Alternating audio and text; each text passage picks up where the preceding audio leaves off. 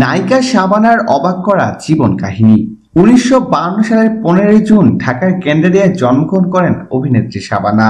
তার আসল নাম আফরোজা সুলতানা রত্না। মাত্র ৯ বছর বয়সে চলচ্চিত্রে অভিনয় শুরু করেন তিনি। তার পৈতৃক বাড়ি চট্টগ্রাম জেলার রাজায়ন উপজেলার ডাবুয়া গ্রামে।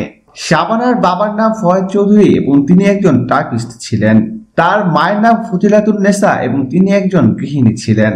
শাবানা বেশি দূর পড়ালেখা করেননি। পড়ালেখা ভালো না লাগার কারণে মাত্র ৯ বছর বয়সে পড়ালেখা ছেড়েছিলেন তিনি।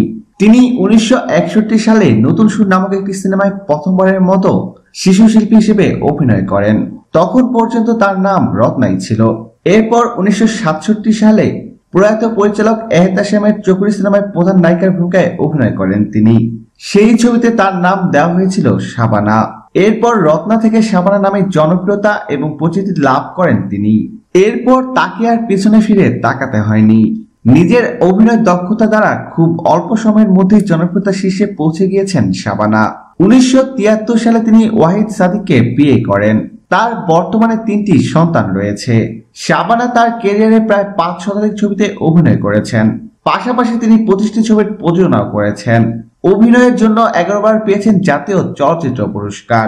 তুমুল জনপ্রিয়তা থাকা সত্ত্বেও ২০০০ সালে তিনি অভিনয়কে বিদায় জানিয়ে সপরিবারে আমেরিকায় বসবাস শুরু করেন। নিজের ব্যক্তিগত প্রয়োজনে ২-১ দেশে আসলেও চলচ্চিত্র সংশ্লিষ্ট কারোর সঙ্গে যোগাযোগ নেই তার। প্রিয় দর্শক, ধন্যবাদ ভিডিওটি দেখার জন্য।